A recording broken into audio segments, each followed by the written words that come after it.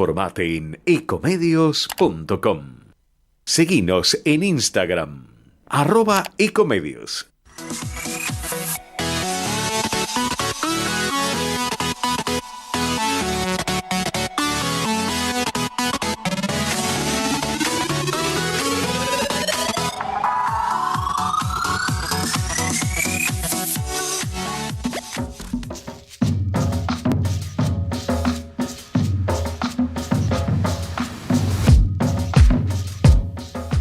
Buenas tardes, oyentes de ecomedios.com.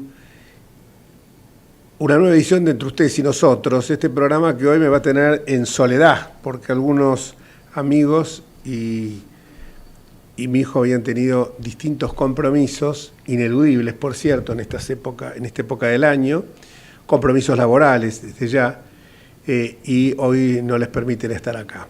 Nuestras vías de comunicación son el teléfono 4325-1220, contestador 5254-2353, todo con el 11 adelante, por supuesto.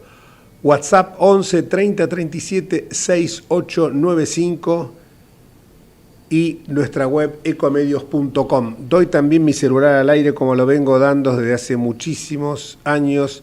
La gente no molesta cuando llama porque todos tienen una preocupación, un aporte, una consulta, una sugerencia que hacer. Mi celular es 15 44 44 49 56 y está abierto las 24 horas del día. La semana pasada me encontraba, y no quiero ser con esto autorreferencial, próximo a terminar mi mandato como diputado de la Nación. Era 8 de diciembre, el Día de la Virgen. Mi mandato culminaba el día siguiente, el 9 de diciembre pasado. Mandato que había iniciado en el año 2017. Fueron 4 años, por cierto, muy intensos, como es intensa también la vida política argentina. La pandemia comenzó poco después de la mitad de ese periodo, le confirió a la actuación parlamentaria otras modalidades, pero en mi caso, por lo menos, lejos de aminorar el trabajo como diputado, le aportó nuevas facetas.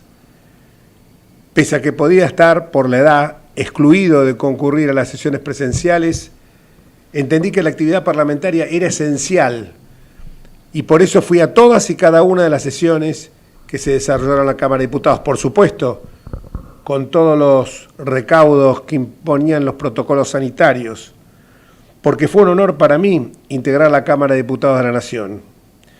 Llegué a ella luego de una extensa trayectoria profesional, tanto en el campo público como en el privado, casi toda mi vida, y política, que arrancó allá muy temprano, en mi adolescencia, a los 11 años, cuando ingresé en el Colegio Nacional de Buenos Aires, que me enorgullece haber pertenecido a sus cuadros. Pero esa trayectoria siempre estuvo prácticamente centrada fundamentalmente en la ciudad autónoma de Buenos Aires, en la que me ocupo de desempeñar funciones relevantes en los 3 poderes que integran su gobierno: ejecutivo, legislativo, judicial, y lo que es más importante, haber sido uno de los convencionales constituyentes que en 1996 elaboró la Constitución de los porteños. Me enorgullece esa tarea y también haber presidido, quizás esto en forma especial, la Comisión de Justicia y Seguridad. Justamente 2 temas en los que la autonomía porteña venía retaseada por la malhadada ley Cafiero, que castró la autonomía plena que imponía el artículo 129 de la Constitución Federal.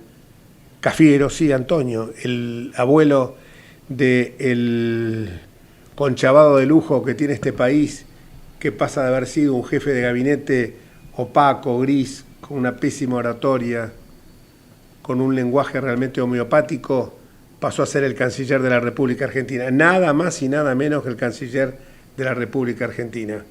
Pensemos en quienes detentaron ese cargo, algunos llegaron incluso a tener el premio Nobel, como Carlos Saavedra Lamas.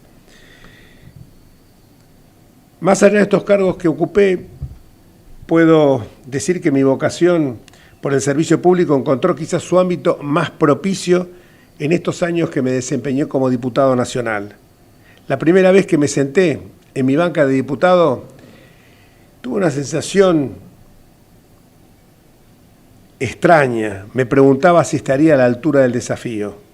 Pensaba en las grandes figuras de nuestra historia, esos oradores cuyas voces todavía retumban en los pasillos del Congreso.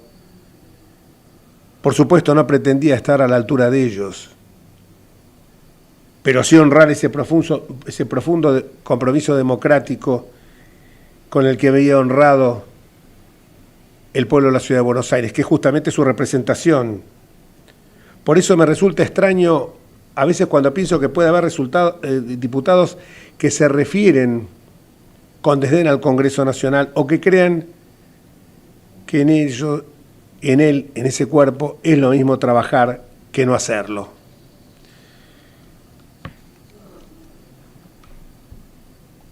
Recuerdo aquellos primeros días y la primera vez que me tocó hablar en el recinto. Uno está acostumbrado de las tribunas políticas, del desarrollo profesional, hoy sobre todo que impera y un afiatado desenvolvimiento en todo lo que es la oratoria. Hemos pasado de un sistema inquisitivo, un sistema acusatorio, donde la oralidad, la publicidad de las sesiones, el estar en constante escrutinio de la gente es absolutamente necesario, es vital.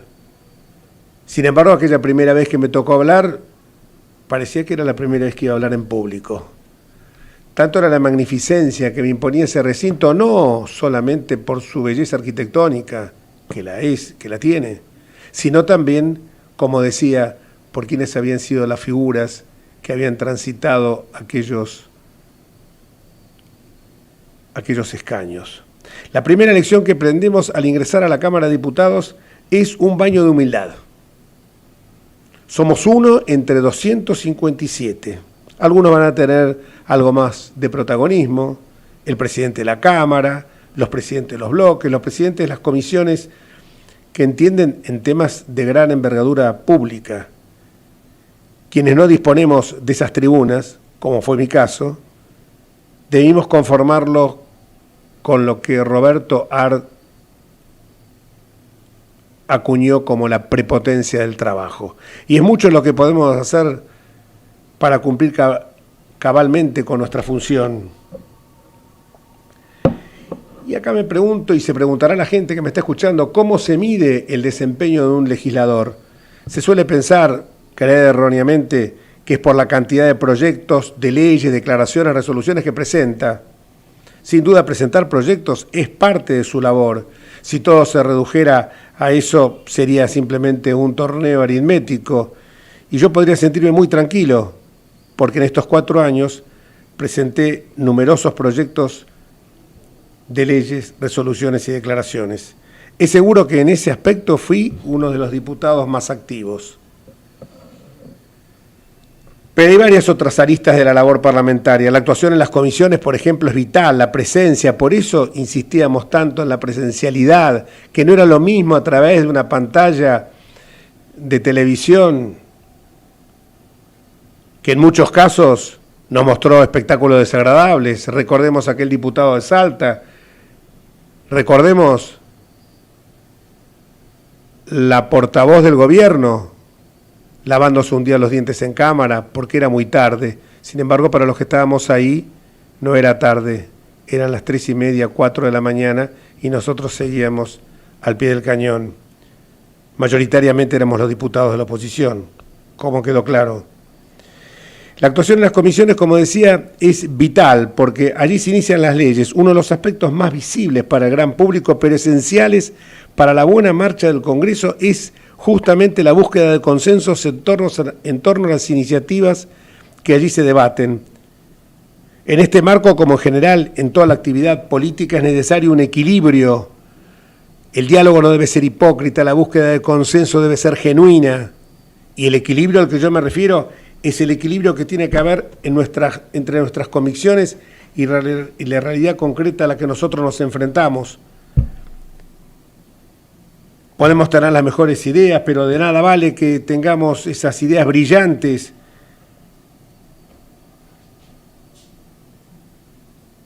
y jactarnos de las mismas y no conceder nada en aras de su aprobación. No debemos transar nunca en el núcleo mismo de nuestros principios y jamás en temas que afecten nuestras convicciones y principios morales y personales.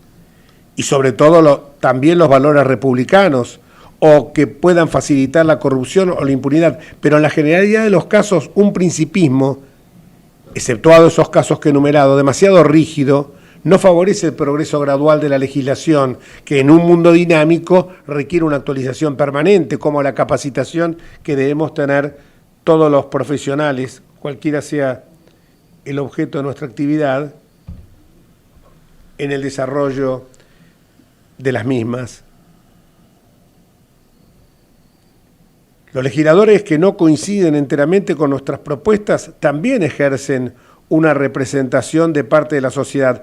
La democracia es la diagonal, se avanza paso a paso. La democracia es saber convivir en la discrepancia.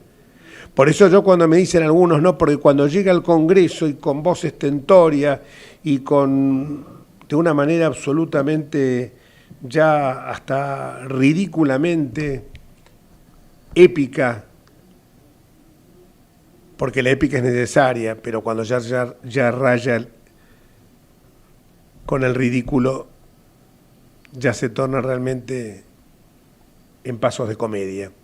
Cuando muchos de ellos dicen, cuando yo llegue al Congreso, no, cuando vos llegues al Congreso podés tener muchos máster, muchos posgrados, muchos MBA, títulos académicos profesionales, tu voto va a valer igual uno que los 256 diputados restantes, aunque muchos de ellos puedan tener un secundario o ni siquiera esto concluido. La democracia nos iguala a todos, por eso es tan necesaria la igualdad de oportunidades. Pero el espíritu de acuerdo y de compromiso no implica que debemos renunciar a expresar con claridad y firmeza nuestras ideas. Y esta es justamente otra faceta de la actividad parlamentaria. Es necesario que nos manifestemos, ya sea en las comisiones, en el recinto o en cualquier otro ámbito. También allí se está ejerciendo la representación. El pueblo no nos dio la representación para ir a sentarnos en una banca, nos da la representación para que cumplamos un mandato las 24 horas del día. No somos empleados que fichan con una tarjeta. A esto hay que ponerle el cuerpo y el alma y estar las 24 horas del día trabajando. Si no, hay muchas otras actividades. A nadie le ponen una pistola en el pecho para que sea diputado. Si uno asume la representación es full time. Porque hoy además los debates no se dan solamente en el seno del Congreso, sino también se dan en los medios de comunicación, en las redes sociales, ahí están las calles y en las plazas. Fíjense lo que si no fue el 2020. Ya en otros programas vamos a rendir homenaje a toda esa gente que luchó por la defensa del Ministerio Público, para que no fuera avasallado por una reforma judicial cuyo nombre es la impunidad de Cristina, frenando leyes absurdas como la ley de envases a los cuales nos hemos referido en otra oportunidad. Representar es poner el cuerpo cuando hace falta, participar de manifestaciones, formular denuncias penales, publicar artículos, esclarecer las cuestiones más horas, en fin, fijar posición. Tenemos que escuchar permanentemente a la sociedad. El oído tiene que estar allí, agudo y consciente que somos representantes, no iluminados. Pero los buenos dirigentes públicos no deberían actuar solo a impulso de las encuestas, porque de esa manera se contradecirían de manera constante. Liderar es también señalar rumbos, aun cuando a veces el clima social sea adverso, no lo favorezca. Los ciudadanos juzgarán en qué medida, en mi caso concreto, los he representado cabalmente. Yo puedo decir con la mayor sinceridad que puse en esta empresa mi mayor esfuerzo cada día. Insisto, no es algo autorreferencial. Estoy rindiendo testimonio de un mandato a todo un pueblo de la ciudad de Buenos Aires que me votó y también a quienes no me votaron. Yo puedo decir que puse en esa empresa mi mayor esfuerzo cada día. Hay de todas formas un límite infranqueable. Bueno, ya no estoy tan solo porque ha venido el doctor Luis Jorge Sebasco. Gracias, Luis, por acompañarnos, por participar activamente de este programa. No fue solos en la madrugada, solo en la tarde. No estamos solos. El famoso monólogo de Sacristán. Exacto. Los ciudadanos, decía yo que lo van a jugar a uno, pero hay de todas formas un límite infranqueable, que es un bloque minoritario que no puede imponer su agenda, pero puede hacer mucho, como nosotros lo hicimos siendo una primera minoría para evitar que el bloque mayoritario se llevara puesto a la República, como es su vocación. Dejo la Cámara de Diputados, pero no mi compromiso con la democracia y el Estado de Derecho, que se encuentran seriamente amenazados con un gobierno obtuso que no quiere escuchar el mensaje de las urnas. No lo escuchó el 12 de septiembre, no lo escucha el 14 de noviembre. Desde cualquier lugar seguiré luchando por el imperio de la Constitución Nacional y por la construcción de un país de progreso económico, de equidad social, de oportunidades para todos, un país donde realmente sea el mérito y no el acomodo el que impere para que la gente pueda alcanzar ese sueño que fue el norte de nuestros abuelos cuando venían de la vieja Europa devastada por guerras, por miserias, a la Argentina y a los países de América con una mano adelante y otra atrás, que buscaban la movilidad social ascendente. Muchísimas gracias, y esto no fue una despedida, como estábamos diciendo recién, lo de Solos en la Madrugada, pues justamente quien entró es alguien que hace algún tiempo dejó de ser Procurador General de la Ciudad de Buenos Aires, Fiscal General de la Ciudad de Buenos Aires, Luis Sebasco, y también decía él esto: termino una función, pero mi compromiso con la República y con el Estado de Derecho es inclaudicable, y ahora sí lo demostró, y lo sigue demostrando, y lo va a seguir demostrando, porque vamos a seguir trabajando juntos, con las denuncias penales con las cuales me acompañó a mí y a muchos otros diputados. También, ya que lo tengo al lado, gracias Luis, gracias a toda la gente que me acompañó. Bueno, la verdad que fue un placer realmente. Y te voy a decir una cosa que es muy importante. En la opinión pública en general prevalece la idea de que los diputados son todos vagos y que el Congreso está lleno de ñoquis. Y esto no es verdad. Estos 2 años trabajando al lado tuyo pudimos verificar que no es cierto, que así como vos, muchos otros diputados trabajan de verdad. Es decir, que se informan antes de ir a las sesiones, participan de las comisiones, se ocupan de aquellos proyectos que pueden ser complejos para la República y para la institucionalidad. Y lo que vos decías hace un rato también es cierto. La gente tiene que saber que se frenaron proyectos que nos hubieran acercado mucho a cualquiera de los otros populismos latinoamericanos. No es chiste desarmar el sistema de controles que establece la Constitución a través de la justicia, cuando se quiso avanzar en una reforma judicial que desde el punto de vista de la lógica era absurda, pero desde el punto de vista político tenía claramente la intención de licuar a los jueces y fiscales independientes. Cuando se pretendió avanzar sobre la Procuración General de la Nación, estableciendo modos de designación, remoción y control ajenos al sistema constitucional para poder dominar y disciplinar a los fiscales, porque acá hay algo que la gente en general no tiene presente y no tiene por qué tenerlo porque es muy técnico, pero lo cierto es que estamos avanzando hacia el procedimiento acusatorio que prevé la Constitución. ¿Qué quiere decir esto? Dividir el rol de quien acusa de quien decide, es decir, que los jueces no investiguen, sino que investiguen los fiscales para que los jueces puedan decidir con mayor independencia y sin compromiso con la investigación. Pero claro, el procedimiento acusatorio necesita fiscales independientes o controles adecuados.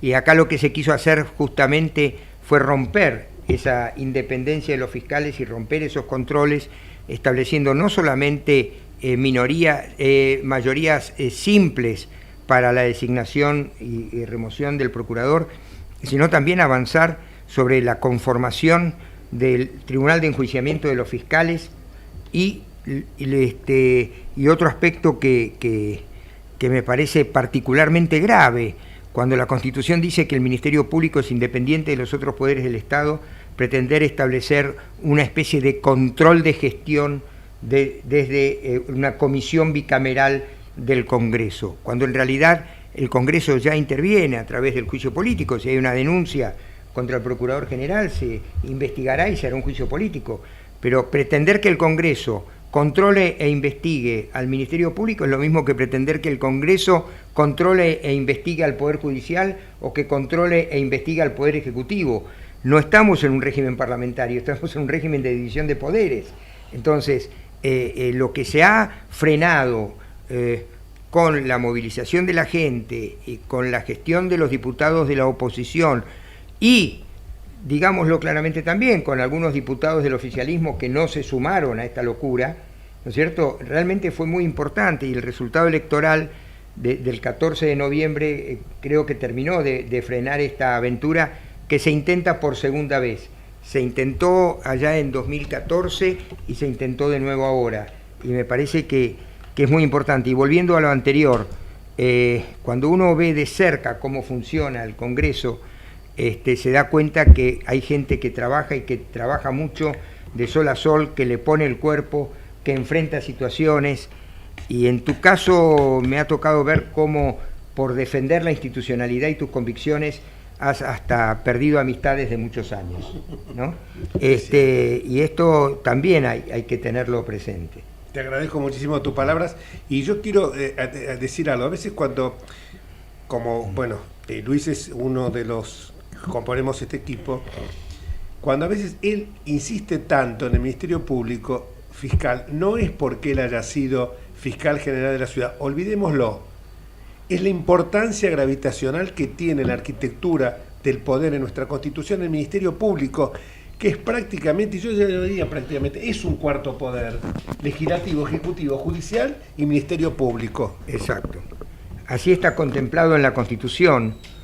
Cuando uno toma la Constitución, ve que en la organización de los poderes del Estado tiene 4 capítulos, que son así: legislativo, ejecutivo, judicial y Ministerio Público, y recién después viene la organización de los gobiernos de provincia. Es decir, está previsto en la Constitución, inicialmente decían como un órgano extrapoder, y en realidad no, es un cuarto órgano de poder, porque tiene un rol fundamental, que es promover la actuación de la justicia en defensa de la legalidad y los intereses generales de la sociedad. Y si nosotros vemos que, de acuerdo con la Constitución, y esto también es muy importante porque muchas veces se lo olvida, de acuerdo con la Constitución, ante cualquier abuso de poder, los ciudadanos tienen una acción expedita y rápida. ¿Ante quién? Ante el Poder Judicial. Es el Poder Judicial, en ese caso, el órgano encargado de controlar fundamentalmente al Poder Ejecutivo, pero también al Poder Legislativo a través del control de legalidad, de las leyes. Entonces, cuando el Ministerio Público tiene la función de promover la acción de la justicia en defensa de la legalidad y de los intereses generales de la sociedad, también la Constitución le está dando un rol fundamental en este aspecto, que es activar al Poder Judicial en esta función constitucionalmente asignada. Como verán, cuando toco el tema del Ministerio Público, es para Luis apasionante, o sea, aparte lo tengo al lado mío y veo el entusiasmo con el que lo habla. Pero vamos a cambiar en este magazine de los miércoles a la tarde de tema. Vamos a una pausa, y cuando volvamos vamos a hablar de salud con Miguel Ángel Secchi, que es abogado pero muy vinculado a los temas de salud, que tiene unos invitados realmente, nunca se dijo en la radio y en la televisión, de lujo. Pausa. Ecomedios.com AM 1220. Estamos con vos. Estamos en vos. Estamos llenos de historias verticales. Gira tu celular. En Catamarca tenés algo distinto para contar. Girá, girá, no te pierdas de nada.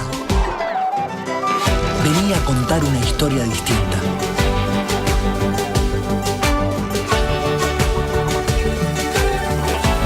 ¿Querés descubrir algo distinto? Girá y vení a Catamarca. Informate en ecomedios.com. Seguinos en TikTok, @ecomedios1220.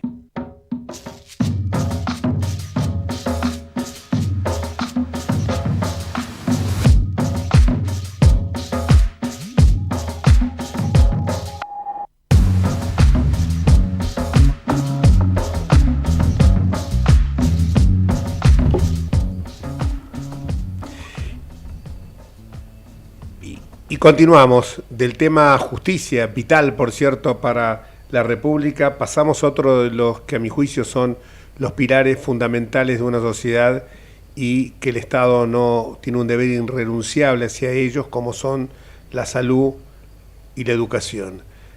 La salud, sobre todo en estos tiempos de pandemia, en estos tiempos de antivacunas, en estos tiempos de gente que no comprende a lo mejor la realidad que estamos pasando.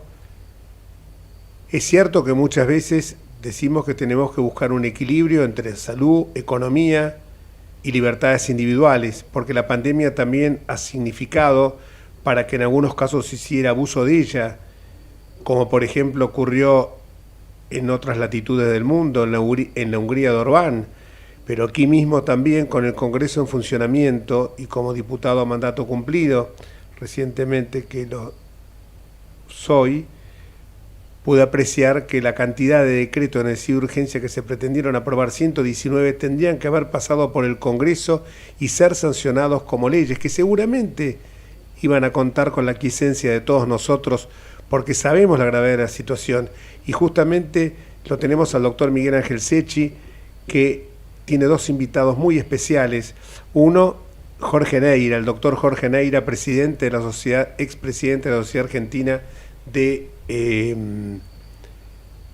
Cuidados Intensivos, de Terapia Intensiva, y el otro es el doctor Eduardo López, a quien en el caso de Neira compartimos el hecho de ser lo que nos denominamos nosotros hermanos en el aula y en la vida. Hermanos en el aula y en la vida es como nos llamamos los egresados del Colegio Nacional de Buenos Aires. En el caso de el doctor Eduardo López, no lo conozco personalmente, pero lo he visto en infinidad de programas de televisión, con una enjundia, con un conocimiento, sin despertar alarmas en la gente, pero sí advirtiéndonos de la seriedad del problema que estábamos pasando, atravesando. Ellos nos van a informar acerca de lo que es esta variante Delta, de lo que es el Omicron. Y una pregunta, ¿vos ya te vacunaste? Sí, yo tengo las 3 dosis. Igual que en mi caso, 2 Sinopharm y una tercera, que es la de AstraZeneca. Claro, vos también, la misma. Por una razón de almanaque. Sí, el almanaque nos indica que pasamos la raya de los 70. El doctor Miguel Ángel Secchi ya está en línea. Y el doctor Jorge Neira también. Buenas tardes a ambos. Gracias por acompañarnos. Miguel, bueno, lo que habíamos estado hablando estos días, de la posibilidad que alguien tan prestigioso como Jorge, a quien ya presenté como que somos exalumnos del Colegio de la Patria, como nos llamamos pomposamente los hermanos en el aula y en la vida, ha sido el presidente de la Sociedad de Terapistas Intensivos, y él seguramente tendrá mucho para aportarnos en esto. Te dejo con el invitado, Miguel. Gracias a ambos. Buenas tardes, Jorge, buenas tardes, Luis, buenas tardes. Hola, a todos. Buenas tardes. Hola, Jorge Neira también. Yo lo que quería expresar, así por homenaje a la brevedad, como decimos los abogados, es ser muy concreto por el tiempo que tenemos, que seguramente el aporte del doctor Neira y del doctor López va a ser mucho más concreto y rico en la coyuntura que estamos viviendo. No Pero seas se me ocurre humilde, hacer no seas una pequeña humilde. introducción, No seas humilde. una pequeña introducción con relación a qué pasó a partir del 2020 y analizarlo en qué contexto nos encontró y nos encuentra esta pandemia que aún continúa.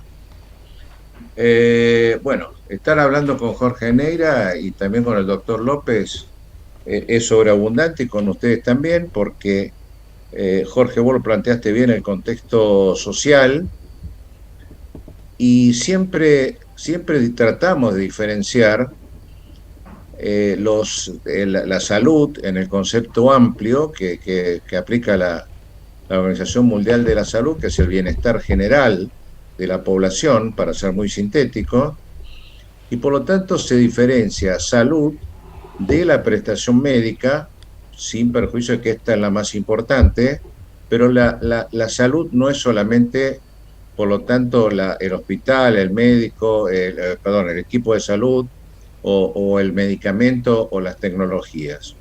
Esto está integrado en los llamados determinantes de la salud, y por eso digo que social, económicamente y financieramente, esta pandemia, a partir de febrero del año pasado, desnudó. ¿Cómo le va, doctor Eduardo López? Gracias por su presencia. No, muchas gracias a ustedes por invitarme. ¿Qué ¿Cómo tal? estás, Eduardo? Bien, bien. ¿Qué tal? ¿Cómo te va?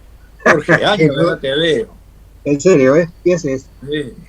Hola, Gusto doctor. verte. Hola, doctor Estaba López. estaba diciendo que Hola, doctor. nos encuentra... Buenas ¿Cómo tardes, le va? doctor López. Diputado, ¿Cómo le ¿qué va? dice?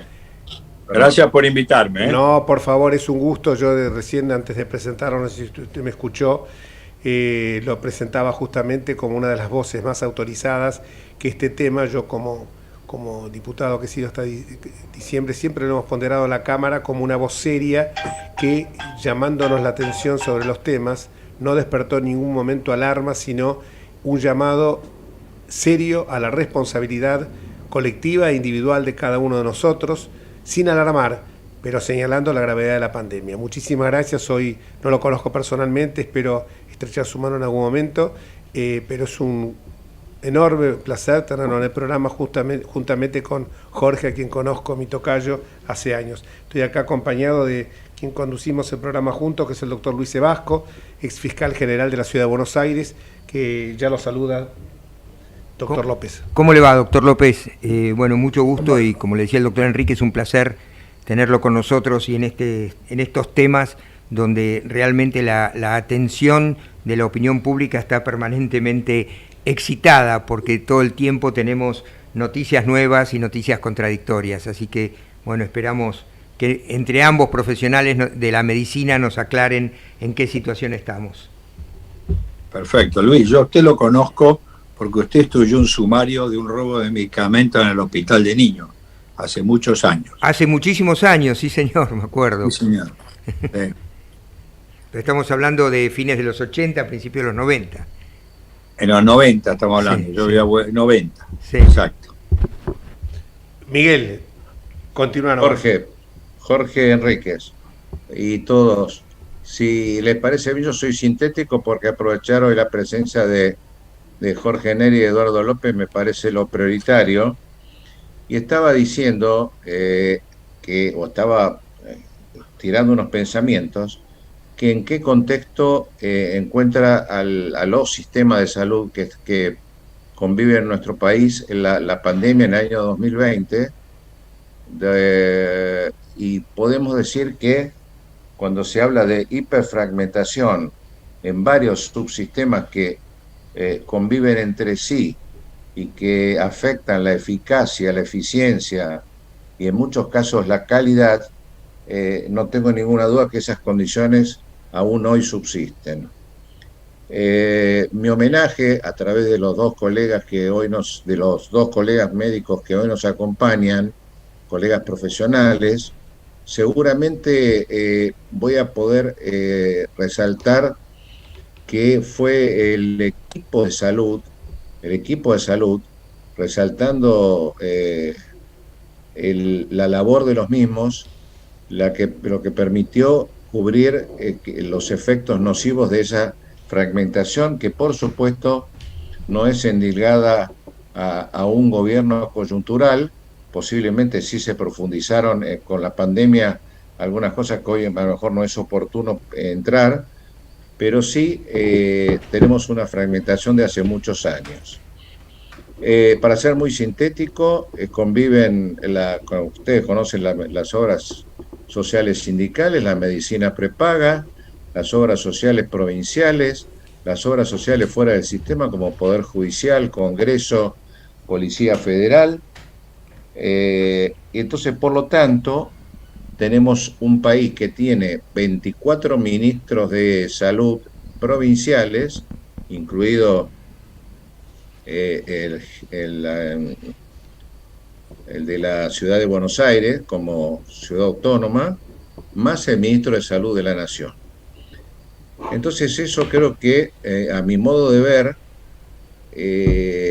produjo un sinceramiento que no sé si se puede manejar conjuntamente o paralelamente con la pandemia, pero que sí tiene que llevar a una revisión, inclusive a lo mejor siendo aspiracional a una eventual reforma constitucional, pero por lo menos acá haya programas federales que permitan justamente lo que dije antes, ser más eficaces, eficiencia, respetar la calidad y sobre todo el tema de acceso a la salud y la equidad. En otras ocasiones, Jorge, Enrique, si vos me permitís, y Luis, posiblemente estos temas tengamos que ampliarlos porque estoy haciendo un mero diagnóstico de en qué situación nos encontró y que fue, reitero y lo quiero subrayar,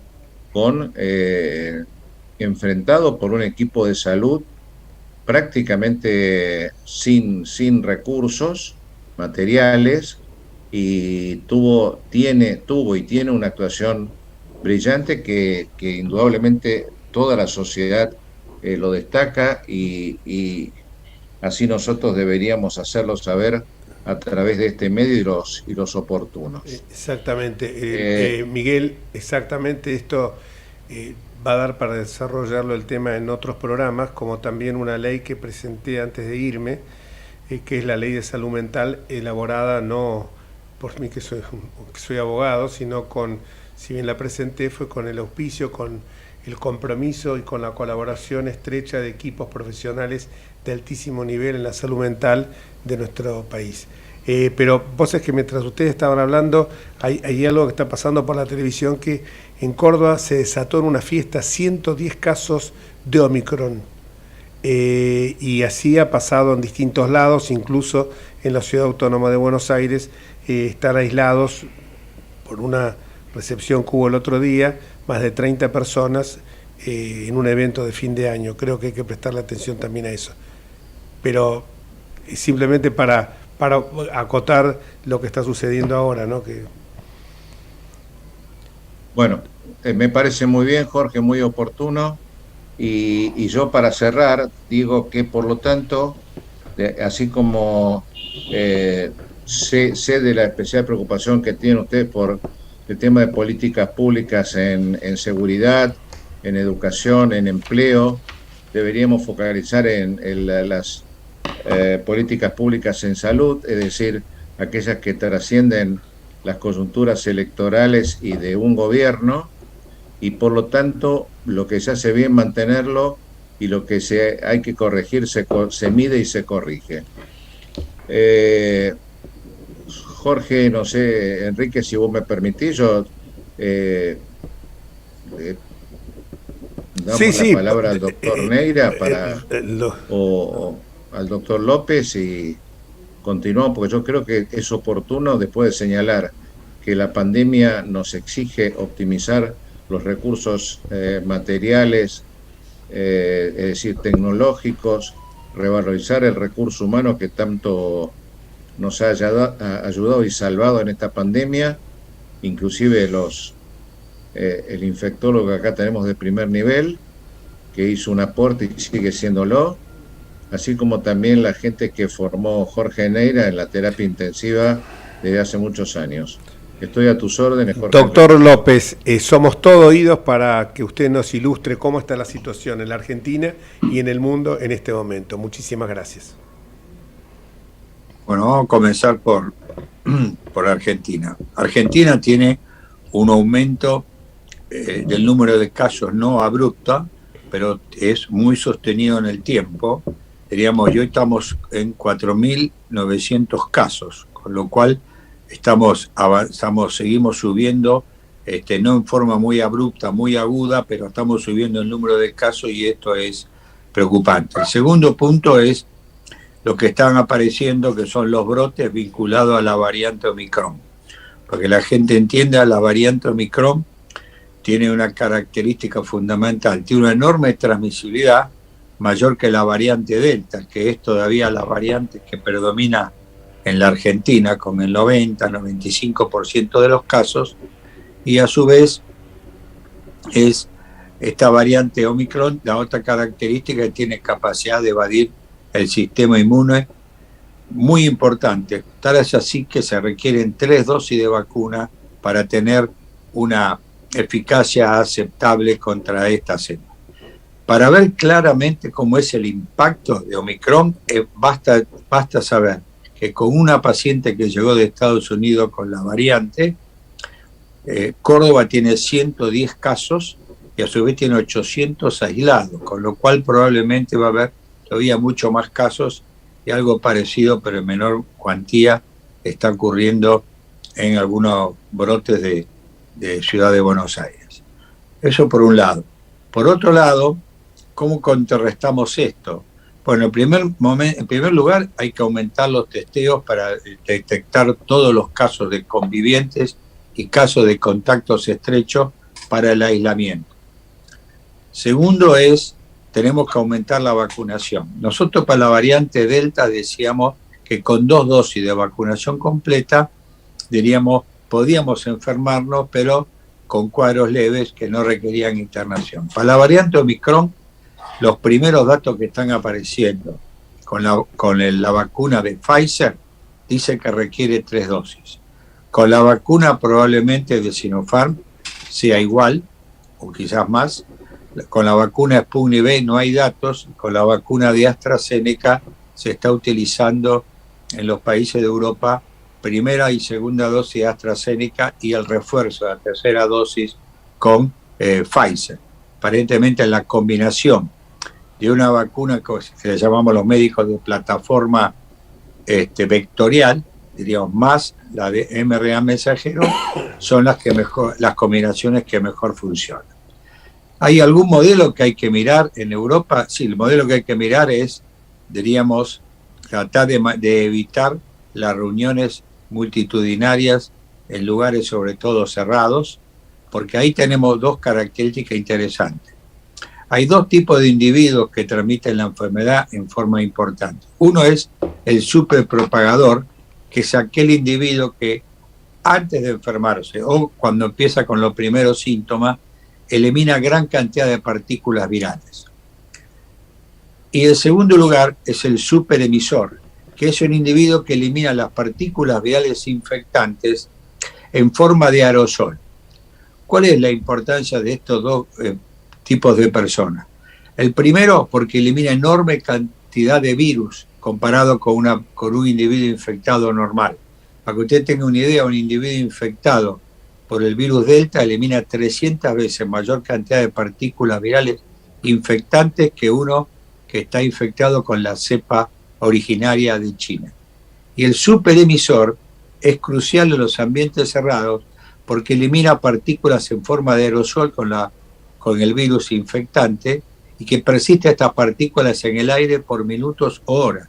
Con lo cual, generalmente en las reuniones multitudinarias, sobre todo en ambientes cerrados, la gente rompe el distanciamiento social, el barbijo lo usa para protegerse el mentón, diríamos, y además cantan o gritan, con lo cual, si hay individuos superemisores, diríamos, la capacidad de provocar enfermedad es muy grande y a un grupo grande de población. Esto es lo que nosotros tenemos y además tenemos un concepto que yo creo que algunos miembros de la sociedad lo está considerando, que creen que la pandemia terminó, o en su defecto, si a mí no me va a tocar y si me va a tocar, no me va a hacer en forma leve. Y en general, el COVID tiene dos características. Uno sabe cómo empieza, pero nunca sabe cómo termina. Y el otro dato que es importante, que tenemos alrededor de 5 millones de individuos que se aplicaron una dosis y no se aplicaron una segunda dosis. Y aplicarse una dosis para la variante Delta o para la variante Omicron es no estar protegido. Así que esto es el panorama que uno tiene globalmente de Argentina. El panorama en el mundo es que la variante Omicron, diríamos, está circulando en forma muy intensa, por ejemplo en Inglaterra, que hoy es el 40% de los casos en Inglaterra de la variante Omicron.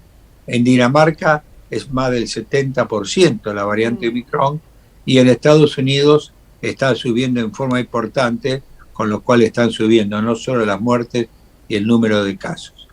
Esto significa claramente que estamos frente a una variante que puede hacer aumentar en forma espectacular el número de casos. Parecería que la variante Omicron da enfermedad leve, pero en este sentido todavía faltan datos. Por ahora los casos que hay es enfermedad leve. Sin embargo, la OMS ayer hizo un comunicado en el cual informó que en los lugares donde hay muy bajo número de vacunados, la variante Omicron dio algunas enfermedades, algunos casos, sobre todo en Sudáfrica, que obligaron a internarse, que fueron cuadros graves. Con lo cual, si bien parecería que fuera menos agresiva, para que la gente entienda, tenemos que recordar igual que puede dar enfermedad que requiere internación. Esto es un poco el panorama, quizás me extendí un poco mucho, pero era para que tengamos una idea global de lo que nos pasa. No, doctor, de ninguna manera se extendió, y la verdad que hizo gala de lo que yo había señalado, de lo que la opinión que tengo yo y la inmensa mayoría de la gente de usted, de transmitir con seriedad, sin ser alarmista, pero tampoco sin plantearnos un cuadro que después se da de bruces con la realidad y nos muestra lo descarnado que es. Yo agregaría, y esto la pregunta va para Jorge, a vos ahora te va a tocar preguntas más difíciles, Jorge. Yo lo que diría es lo siguiente, en base a lo que nos ha dicho el doctor López, y por supuesto también a él va la pregunta, ¿no? La mortalidad es inferior. Tres reflexiones quiero hacer, ustedes después me dicen si estoy en lo correcto o no. La primera es que la mortalidad sería inferior, pero es brutal, como dijo el doctor López, cómo se propaga 300 veces más en algunos lados. Las gotitas estas de spray o plug, como se llama también, permanecen en el aire por horas. Entonces, creo que esto es, la pregunta es si la mortalidad es inferior en aquellos que están vacunados con 2 o 3 dosis, es inferior a las otras variantes, la variante original, o la Delta, la africana, la de Manaus y ahora la Omicron, si la mortalidad es mucho más fuerte, por un lado. Y la otra pregunta que me lleva que también me inquieta, es que la gente, sería bueno también decirles, como dijo el doctor, que tiene dos momentos, cuándo empieza pero no sabe cuándo termina. Estamos frente a una enfermedad absolutamente inédita. Entonces a mí se me ocurre también pensar que los efectos colaterales que puede tener, afectando, y se ha demostrado en muchos casos, creo que es así, no me digan de ustedes, repetimos, acá están con 2 abogados, o sea que tocamos de oído. Lo que veo es que en algunos casos ha tenido efectos colaterales, efectos renales, efectos en el sistema cardíaco, tiene razón Luis, sistema respiratorio, y bueno, se discute incluso el caso del Kun Agüero, que pudo haber sido afectado por esto y eso le provocó después un tema cardíaco.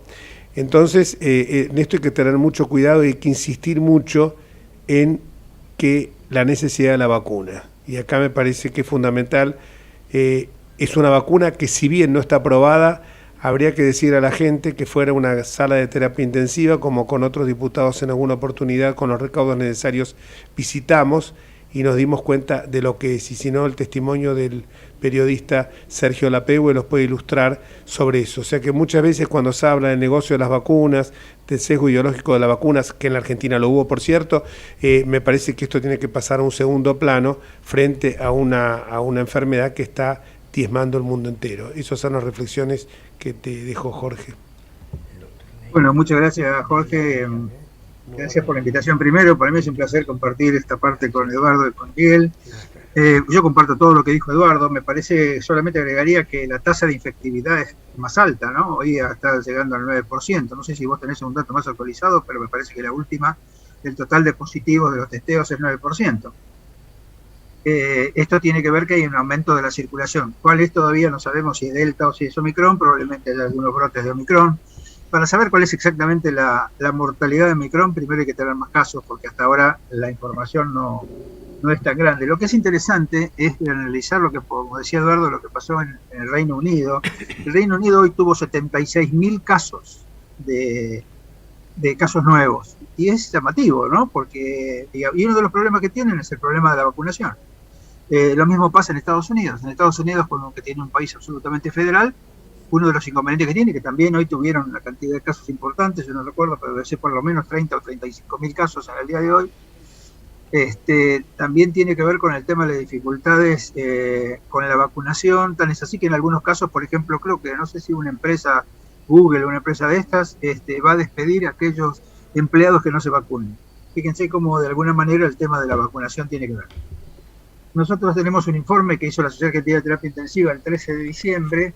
Hasta ahora la cantidad de camas ocupadas, el total país es el 4%, pero pacientes con COVID, del total de camas, ¿no? 4%, o sea, es baja. Y hoy nosotros tenemos un chat de expresidentes. Uno de los expresidentes nos mandó el informe de Cava, dice que hay 22 internados en la unidad de cuidados intensivos hoy, 86% con vacunación incompleta. Bien claro lo que dice Eduardo. La vacunación incompleta, ahora habría que discutir si vacunación incompleta es con 2 dosis y 3 dosis, pero se supone que vacunación incompleta es cuando recibieron una de las dos, ¿no? Esto es lo que suele pasar. Así que yo comparto con Eduardo que el tema aquí es la vacunación, el distanciamiento social, el tema de cuidarse en los ambientes cerrados. Lo que dijo Eduardo es clarísimo. Y esto que dice Eduardo, que se sabe cómo empieza y no cómo termina, porque uno nunca sabe para qué lado va a avanzar la enfermedad respiratoria. La enfermedad respiratoria es grave, produce un compromiso respiratorio muy severo. Acaba de salir un artículo en el JAMA, en el Journal of American Medical Association, que dice que el oxígeno de alto flujo, las cánulas de alto flujo, tienen efectividad, así que me parece que esto tiene que ver justamente con una serie de cosas que está claro en la utilización y que hay que hacerlo lo más precozmente posible. Pero me parece que hay circulación, que hay que cuidarse, que en realidad, fíjense que ahora viene el verano. Yo coincido con Eduardo, la gente pensó que la pandemia ya se fue. Si uno se fija en los últimos espectáculos deportivos, en las canchas había más de 40.000 personas. Y lo que uno veía en la televisión es que el uso de barbijo era casi, no sé, de menos del 10%. O sea que la gente ya me parece que tiene la necesidad de que se haya ido la pandemia porque no aguanta más. Por eso es que hay que sostener esto, hay que sostener el tema de la vacunación. Yo creo, como dice Eduardo, hay que fomentar el tema de la vacunación en todos los ámbitos. La ciudad de Buenos Aires hoy, corregime Eduardo si me equivoco, pero debe tener más del 70% de la población vacunada, ¿no? La población que vive en la ciudad, no la gente que transita. Uno cuando ve la ciudad de Buenos Aires, que tiene 3 millones de habitantes, son los 3 millones de residentes, pero en horas del día hay 5 o 6 millones de personas que van y vienen. O sea que en realidad están los 3 de la ciudad más 3 que vienen. O sea que el hecho de que haya más casos puede darse caso justamente por ese motivo. Así que yo creo que a mí me parece que las unidades de cuidados intensivos hoy ya están entrenadas, están cansadas, porque además tuvieron como decía Miguel, tuvieron un trabajo incesante, y la verdad que hay que tratar de evitar en todo lo posible la internación de los pacientes, y esto se hace con la vacunación y las medidas, digamos. Y como dice Eduardo, que yo comparto desde el primer día, el tema de los testeos, ¿no? El tema de los testeos es lo que hace. Hoy estaba mirando, Eduardo, y quizás sería bueno que hicieras un comentario, lo que es Australia y Nueva Zelanda. Australia y Nueva Zelanda, no sé si la cantidad de casos que tienen, sobre todo Australia, que es un país que tiene una población más alta, más parecida a la nuestra, cuando uno compara, creo que el 0,2% de la población tuvo COVID versus Inglaterra, que tuvo 16%, y nosotros tuvimos 12% de la población tuvo COVID. interesante a tener en cuenta, porque hay lugares, ¿no?, como Australia y Nueva Zelanda, que tienen menos del 0,5% de la población infectada. Esto significa 5 por cada 1000. ¿Qué te parece, Eduardo? Me parece que sería bueno que hicieras un comentario de eso, ¿no?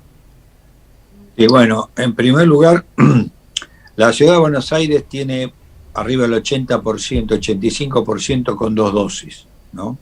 Creo que es uno de los distritos que más ha aplicado vacunas, según el Observatorio Nacional de Vacunas. El segundo punto que es interesante es que los datos de las camas de terapia intensiva revela claramente que una dosis no sirve porque el 83% estaba con vacunación incompleta. Nosotros todavía consideramos que vacunación completa es 2 dosis, porque estamos todavía con el modelo de la variante Delta, ¿no? Exacto. El otro tema que es interesante es que los dos países que vos comentaste, Australia y Nueva Zelanda, hicieron cuarentenas muy estrictas. La de Nueva Zelanda fue la más larga del mundo, diríamos, prácticamente más de un año y medio, con pequeños periodos de abrir y volver a cerrar, y así todo tuvieron casos que lo obligaron a vacunar. Nueva Zelanda fue un país que introduzca la vacuna bastante más tarde que el resto de los países. Algo parecido pasó con Nueva Zelanda, con Australia. Ahora, hay que tener en cuenta esto, Jorge. Este es un virus que llega con el avión. Obvio. No hay alternativa. Entonces, a la medida de que uno mantenga abierto, diríamos, por las causas que sean, aeropuertos, ¿no? Si aparece una nueva variante, el riesgo está en que aparezca. Ahora, ¿cómo lo contrarrestás? No es tan difícil. Si tenés vacunado una gran parte de la población y tenés alta capacidad de testeo, en general vos detectás rápido y la gente está protegida. Argentina, en este momento, está más o menos en la mitad del palo enjabonado. ¿Por qué? Porque todavía tenemos 6 millones de individuos que o no se vacunaron o que le falta la segunda dosis. Y es muy interesante, el grupo que más falta vacunarse es del adulto joven, entre 18 y 40 años, que tienen la mayoría una dosis y no han ido a buscar la segunda dosis, ¿no? Quiere decir que me da la sensación que la sociedad, diríamos, se está equivocando cómo viene esto. Fíjense que hoy hubo, creo que 4.800, 4.900 casos, diríamos, y si esta curva sigue, mañana vamos a estar arriba de los 5.000. 4.819 positivos y 31 fallecidos en las 24 horas. Acá perfecto. Los informes. Si esto lo miramos así, es posible que mañana, jueves, estemos en los 5.000. Y hace 4, 5, un poquito más, 6 semanas, 8 semanas, estábamos en 1.000. Fíjese que hemos multiplicado varias veces los casos. Y la vacunación viene avanzando no al ritmo que yo creo que inclusive el Ministerio de Salud esperaba, porque la idea era que en el mes de diciembre, que era el mes de las segundas dosis, era tratar de terminar la vacunación a la mayoría de los individuos con 2 dosis, y creo que esto va más lento. Y lo otro que es fundamental es apurar la vacunación con tercera dosis a los grupos de riesgo, llámese adultos mayores de 60 años, llámese a los individuos inmunosuprimidos y al personal de salud, porque está bien demostrado que el adulto mayor responde con menos cantidad de anticuerpos que un individuo más joven, que es lo que se llama inmunosenescencia. Doctor, ¿no? López, sí. Vamos a una pausa al noticiero y después seguimos porque el tema se ha tornado demasiado interesante como para cortarlo ahora, pero tenemos la obligación del informativo. En 2 minutos estamos de vuelta, doctor López, Neira y Sechi, obviamente. Gracias. Bueno, ¿no? Pausa. Desde Buenos Aires, transmite LRI 224, AM 1220, Ecomedios. Econoticias. Toda la información al instante. Muchas gracias. 4 minutos transcurrieron desde las 18 horas en la República Argentina. En la ciudad de Buenos Aires tenemos una humedad del 70% y la temperatura es de 24 grados. El presidente de la Nación, Alberto Fernández, recibe a la cúpula de la Iglesia intentarán recomponer la relación luego de la sanción de la ley del aborto. En la agenda está, por supuesto, la delicada situación económica y social, la preocupación también por el avance del narcotráfico y, desde luego, el juego online, que desde el 9 de diciembre se ha habilitado tanto en la provincia de Buenos Aires como en la ciudad autónoma de Buenos Aires. El encuentro en Casa Rosada fue solicitado por el titular de la Conferencia Episcopal Argentina, Monseñor Oscar Ojea, y en el gobierno lo han tomado sus voceros como una señal positiva para mejorar el vínculo con la entidad claramente dañado después de la sanción de la ley del aborto. En Estados Unidos también hay inflación. La persistencia del alza del costo de vida ha llevado a la FED, la Reserva Federal de ese país, a acelerar el fin de los programas que puso en marcha por la pandemia y las restricciones de las cuarentenas a raíz del surgimiento del coronavirus. En un brusco cambio de política, el Banco Central de los Estados Unidos anunció que va a reducir sus compras mensuales de bonos y sugirió que subirá la tasa de interés hasta 3 veces en el año 2022. En Buenos Aires, un informe de Antonio Deramo. La mejor información pasó por Econoticias, ecomedios.com. Convivir es cuidarnos. Legislatura de la Ciudad Autónoma de Buenos Aires. Desde Buenos Aires, transmite LRI 224, AM 1220, Ecomedios. Tengo algo excelente para recomendarte. MGN Salud es una empresa de medicina que te da más servicios, más beneficios y la mejor atención. Anota, llama a MGN Salud al 4629-3351. Podés asociarte ahora y aprovechar tus aportes. Llama al 4629-3351 y asociate a MGN Salud. MGN Salud llegó para cuidarte. Superintendencia de Servicios de Salud, www.sssalud.gov.ar, 0800-222-72583. RENEM, número 117924. La Cámara de Comercio Italiana en Argentina ha creado la categoría de socio digital para que desde la distancia las empresas pymes y profesionales puedan acceder a oportunidades comerciales, cursos online y asesoramiento gratuito en comercio exterior, economía, créditos y legales.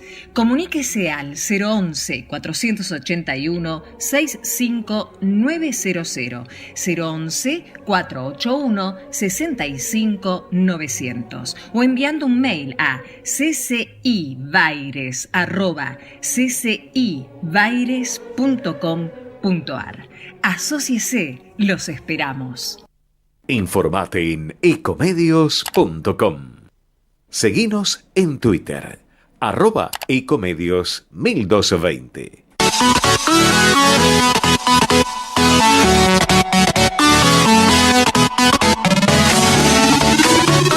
Escribanos en tu ciudad.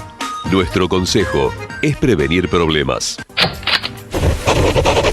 Colegio de Escribanos de la Ciudad de Buenos Aires. Consejo Federal del Notariado Argentino. El Colegio Profesional Inmobiliario auspicia este programa. Colegio Profesional Inmobiliario, cada vez más profesionales. ¿Conocéis los planes de salud de Andar, la obra social de los viajantes vendedores? Planes para empleados en relación de dependencia, monotributistas y particulares. Solicita un asesor comercial al 0810-345-0184.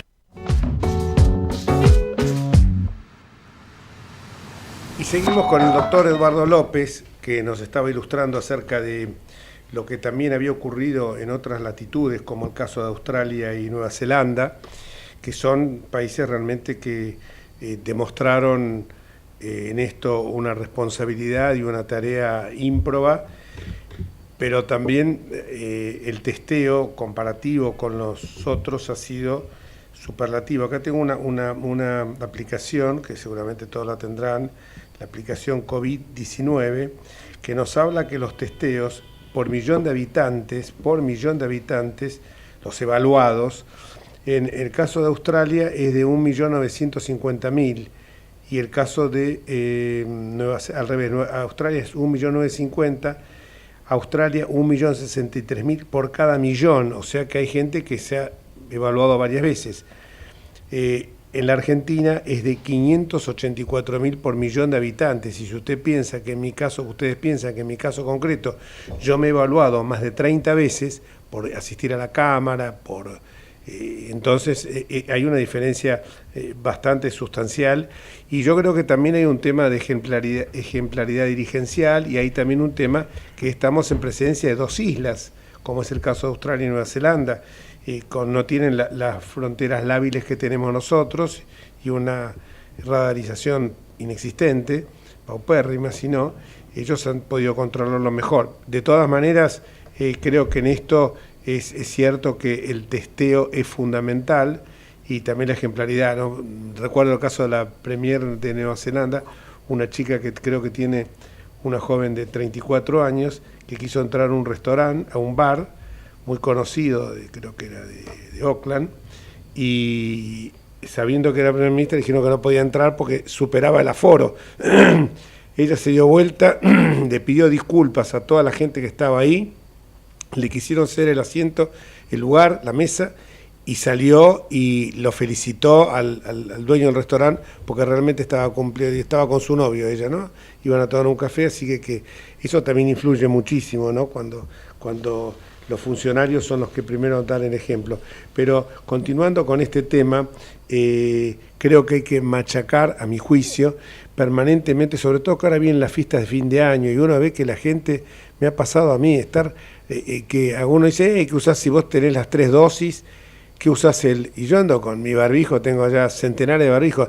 Es más, cuando salgo de mi casa y me olvidé el barbijo, tengo en el auto montones también, pero es como que me falta algo. Le digo, es como si, no sé, me hubiera olvidado de algo esencial de hacer y vuelvo enseguida, o sea que ya se incorporó y no es nada molesto a mi juicio, ¿no? Pero bueno, esto creo que hay que insistir con esto y con la vacunación. Y sobre la vacunación, le quería preguntar, el doctor Sebasco, Luis, que le quería preguntar sobre el tema. Sí, en realidad una preocupación que tenemos es por qué, si ustedes saben, por qué ha disminuido tanto el ritmo de vacunación.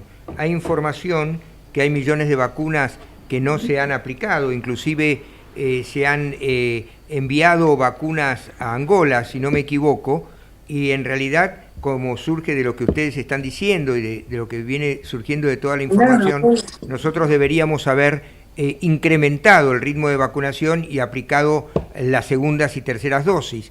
Pero hasta donde sabemos, hay muchas jurisdicciones donde el ritmo de vacunación no se ha incrementado cuando era lento o ha disminuido fuertemente en los últimos meses. Bueno, el ritmo de vacunación es responsabilidad de las jurisdicciones, ¿no? No es responsabilidad del Ministerio de Salud de Nación. Y en general, lo que ha visto la gente, yo acabo de terminar una encuesta que hicimos con inteligencia analítica sobre 2.600 padres o madres, en el cual alrededor de un 30 y pico % no llevó a los chicos a vacunar por COVID. Y una de las partes de por qué no fue, la primera más común fue porque tenía miedo de contagiar, pero la segunda fue porque el vacunatorio estaba cerrado o había disminuido los horarios de atención. Y esto es una clásica responsabilidad de las jurisdicciones, diríamos. Yo creo que vacunas hay en la Argentina, pero tengo la sensación que el ritmo de aplicación no es simétrico, sino depende mucho de las jurisdicciones. Yo creo en este sentido, siempre digo lo mismo, tenemos que aumentar la vacunación atendiendo sábado y domingo y feriados, tenemos que extender los horarios de atención de los vacunatorios para que la gente que viene a trabajar pueda vacunarse, y por otro lado tenemos que aumentar, diríamos, la comunicación social, diríamos, para explicar por qué la vacuna es tan importante, diríamos, ¿no? Hoy en día, voy a repetir, tener una sola dosis o no estar vacunado no tiene protección el individuo. Y es muy probable que con 2 dosis tampoco tenga protección para la variante Omicron. Por eso tenemos que aumentar también la tercera dosis, que es donde está la población más vulnerable, adultos mayores, inmunosuprimidos, personal de salud y algún otro personal esencial, ¿no? Pero en este caso no estaríamos ante una situación de una omisión y una negligencia del Estado. Si uno piensa en términos, perdón Luis, piensa en términos de tasas de vacunación, si se vacunaran 100.000 personas por día para vacunar 6 millones de personas que todavía le falta la segunda dosis, se necesitan 2 meses. Si la tasa aumenta a 200.000 por día, es un mes. Y si se aumenta al triple, son 20 días. O sea que es un tema de estrategia, de vacunación, cosa que todos los epidemiólogos conocen. Es cierto que lo que dice Eduardo, la tasa de vacunación no es igual en todas las jurisdicciones, quizás en la Ciudad de Buenos Aires. Yo creo que la segunda es San Luis, corregime Eduardo, pero me parece que la segunda es San Luis, que tiene una tasa parecida, y después van variando. Por ejemplo, llama la atención, en los casos estos que contaba Eduardo, por lo menos los últimos, que hubo más casos en la ciudad de Tucumán, más casos en la provincia de Tucumán que en La Cava. La Cava, que siempre era el segundo distrito, que en algún momento pasó a ser el tercero o el cuarto con Córdoba y Santa Fe, pero ahora aparece Tucumán como un centro, digamos, de aumento de la cantidad de casos, con 600, 700 casos por día, lo cual es una tasa muy alta para la población de Tucumán. Así que a mí me parece que esto es un tema de estrategia que se puede resolver en el corto plazo aumentando la tasa de vacunación en estas cifras. Perdón, Luis, que te interrumpí. No, sí, por eso volvía al tema. A mí me da la impresión que así como en su momento hubo una muy fuerte campaña de parte del Estado para generar la vacunación, en este momento, insisto en esto, lo que estamos viendo es que el Estado no está insistiendo de la misma manera en la vacunación y tampoco le está llegando a la gente que está en condiciones de recibir segundas y terceras dosis la comunicación. Entonces me planteo si no estamos ante una muy fuerte negligencia, no solamente no se está insistiendo con la vacunación, sino que se promueven se promueven manifestaciones masivas o actos masivos, como los dos últimos actos políticos que hemos tenido en Plaza de Mayo, situaciones que en realidad deberían tener otra respuesta, como las canchas de fútbol llenas, el partido de River y Racing, 70.000 personas en el estadio, los partidos en general están en este momento con el aforo completo en las canchas. Entonces, por un lado, nos hemos corrido de la función que debe tener el Estado en promover de una manera coherente las medidas de cuidado personal, individual o colectivo, y por el otro lado estamos viendo que hay una disminución muy seria en los ritmos de vacunación. Y en esto también les consulto a ustedes, me da la impresión, puede ser que esté equivocado, en su momento en la provincia de Buenos Aires se habían promovido centros de vacunación al margen de los centros sanitarios de las intendencias, y me da la impresión que en este momento se ha desactivado sin que se hayan promovido el concurrir a esos centros de vacunación para continuar con la campaña. Te comento, Jorge, para completar lo que pasa con las provincias. La provincia que más ha vacunado ha sido La Pampa. En segundo lugar ha sido San Luis, y en tercer lugar es Ciudad de Buenos Aires, y en cuarto Santa Fe. Pero, por ejemplo, Misiones tiene solamente el 68%, Chaco tiene el 71%, Neuquén el 72%, y hay más o menos 7 provincias que no superan el 75%. ¿Estamos hablando de una dosis o de 2 dosis? Estamos hablando de una dosis. Fíjense ustedes que todavía todo lo que falta para la segunda dosis. Así que en este sentido creo que hay que seguir trabajando en este aspecto. Fíjate Tucumán, Eduardo.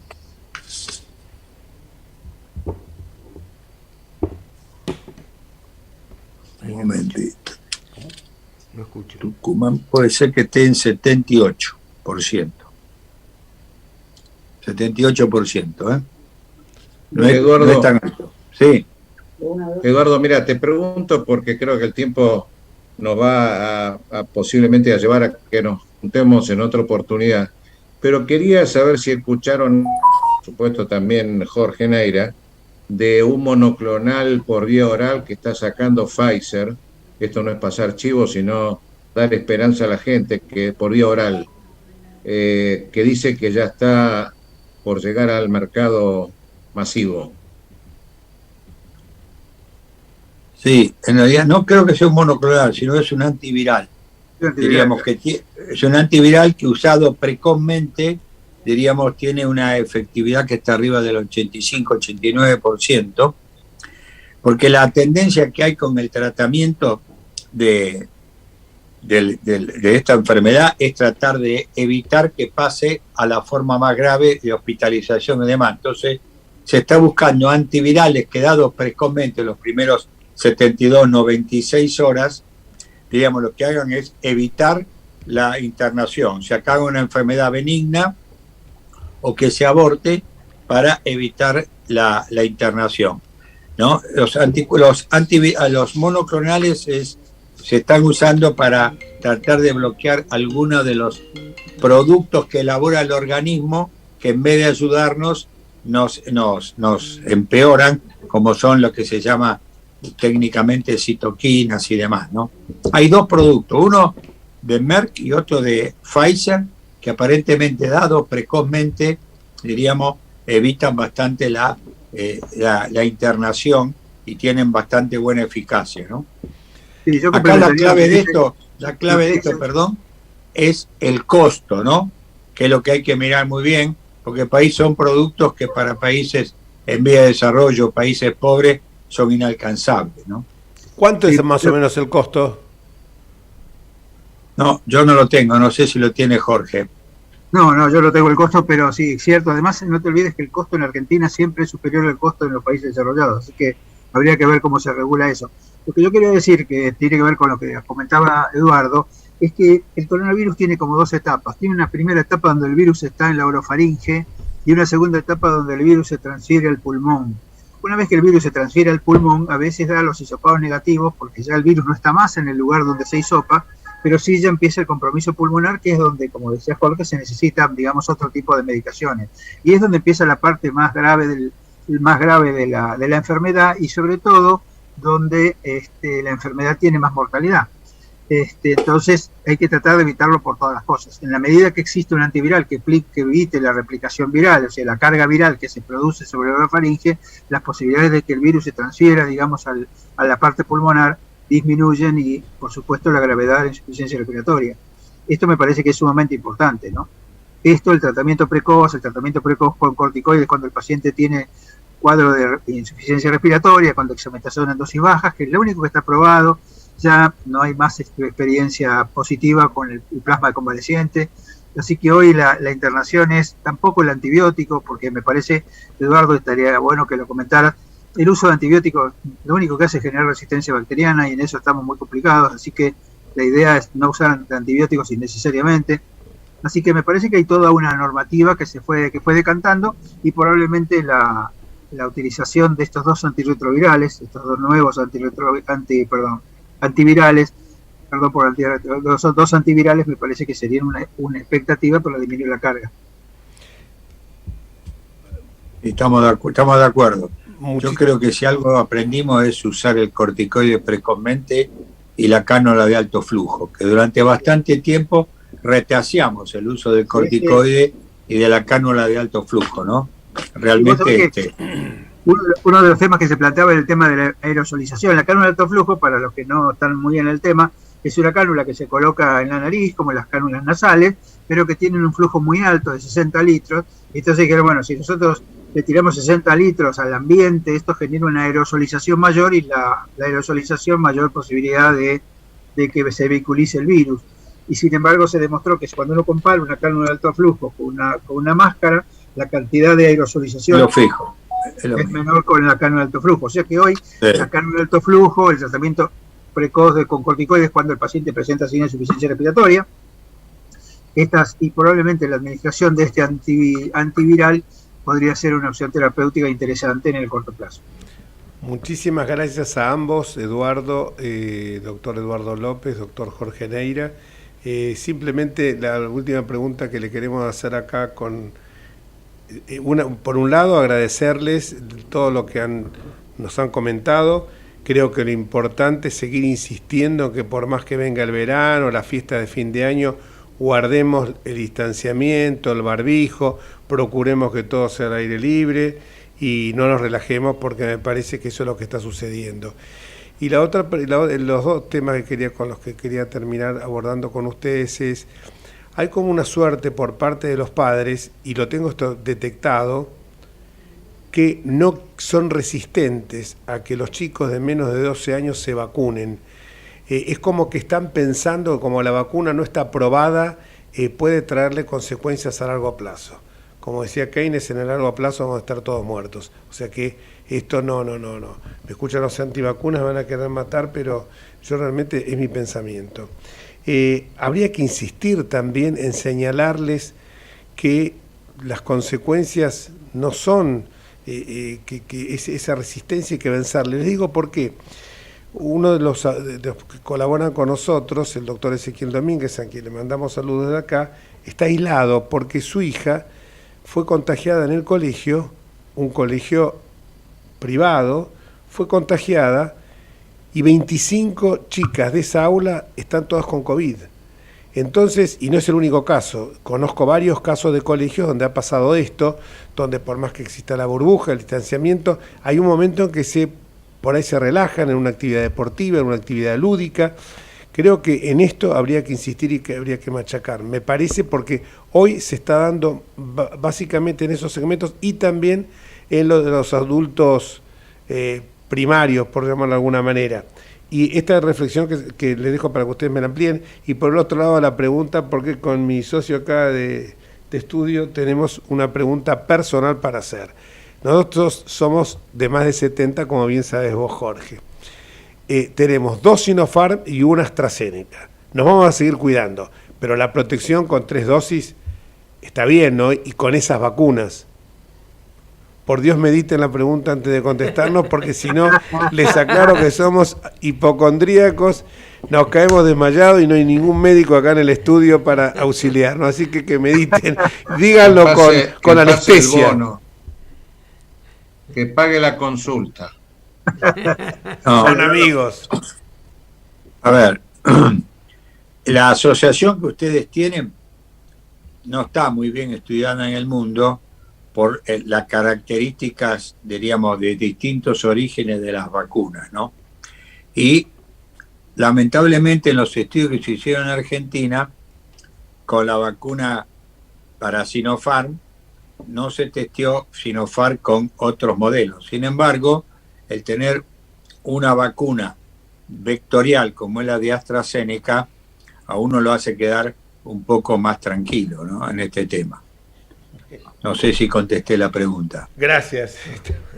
Sí, gracias. Yo creo además que el tema de 3 dosis ya uno supone que da más protección, ¿no? Y digamos, sí, este tema de que las vacunas no sean iguales. Así que en ese sentido sí, yo creo que es mejor. Jorgito, Jorgito, no queremos suposiciones, queremos certezas. Bueno, es que certezas no hay, porque ya el tema es que uno tendría, mira, acaba de salir un artículo en el JAMA la semana pasada sobre anticuerpos antes de la segunda dosis y antes de la tercera, ¿no? Con algunos modelos que se estudian en Europa. Entonces, eso es lo que a vos te da la respuesta. Entonces, si vos tuvieras, yo por ejemplo, nosotros en la academia nos hicieron un dosaje de anticuerpos después de la segunda dosis de Sputnik, o sea que teniendo el perfil de anticuerpos, cuando vos te haces el tercero, podés comparar con el anterior con la misma metodología, porque si no comparás con la misma metodología, no sirve. Pero esto es la única certeza que hay. O sea, antes de la segunda dosis Sinopharm, antes de la tercera dosis y después de la tercera dosis, ahí ves el pico de anticuerpos. Se supone, por ejemplo, que los anticuerpos aumentan muchísimo más después de la tercera dosis, pero aumentan casi exponencialmente. No es que aumentan un poquito, aumentan exponencialmente. Hay como una especie, por eso se llama la de booster, ¿no? Estas vacunas actúan como booster, actúan como explosión, como una explosión de anticuerpos, que es lo que protege. Y no solamente protege los anticuerpos, sino también protege las células T, que son las que reconocen el antígeno para la estimulación de las células B, que son las que producen el anticuerpo. Así que a mí me parece que en ese sentido me parece que las terceras dosis siempre son buenas. Obviamente, la certeza que ustedes quieren hay que hacerla de esa forma. No, fue una broma lo de la certeza. Fue una broma, obviamente. No, pero está bien lo que decís, Jorge, yo coincido en lo que dice Luis. A mí me parece que si uno quisiera tener tranquilidad, esa es la forma. La forma es tener claramente la respuesta, porque ahí es donde está la respuesta concreta, ¿no? Muchísimas gracias a todos y la verdad que ha sido un orgullo para este programa contar con los tres, con Jorge, con Eduardo López y con Miguel. A Eduardo que ha sido como una suerte de médico de cabecera durante la pandemia a través de los medios televisivos y radiales, así que es un orgullo haberlo tenido en nuestro programa. Muchísimas gracias a los tres. Déjeme completar un pequeño aviso parroquial. ¿Cómo no? Tenemos una dificultad importante de completar vacunación en el adolescente. El adolescente transmite bastante. Tenemos alrededor del 50% solamente de adolescentes vacunadas con 2 dosis. O sea, necesitamos que el otro 50% se vacune. Para esto necesitamos que haya comunicación para esa franja etaria y a su vez los padres, diríamos, que sean persuasivos y convenzan a los adolescentes de vacunarse, porque los brotes que vos comentaste en hospitales privados, la mayoría son de la escuela secundaria. Muchísimas gracias a ambos, a los tres, y bueno, los saludamos nuevamente a nuestro querido amigo Fernán Quirós por el premio que le otorgaron, el premio Hipócrates que le otorgó la Academia Nacional de Medicina. Vamos a una pausa y gracias nuevamente. Muchas gracias a ustedes por invitarme. Vamos la radio, somos tu voz.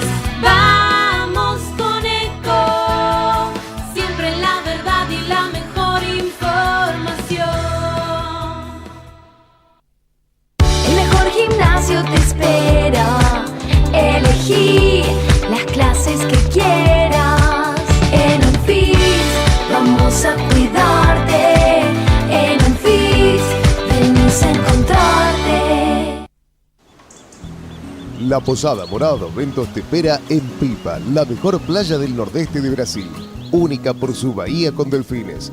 12 exclusivos departamentos y 3 piscinas circulares en medio de un jardín tropical. Podés venir con cualquiera de las vacunas aplicadas en Argentina.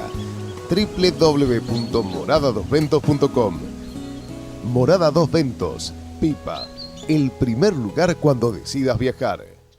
Informate en ecomedios.com. Seguinos en Facebook, Ecomedios Live.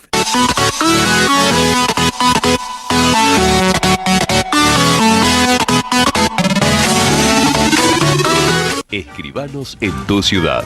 Nuestro consejo es prevenir problemas. Colegio de Escribanos de la Ciudad de Buenos Aires. Consejo Federal del Notariado Argentino. El Colegio Profesional Inmobiliario auspicia este programa. Colegio Profesional Inmobiliario, cada vez más profesionales. ¿Conocéis los planes de salud de Andar, la obra social de los viajantes vendedores? Planes para empleados en relación de dependencia, monotributistas y particulares. Solicita un asesor comercial al 0810-345-0184.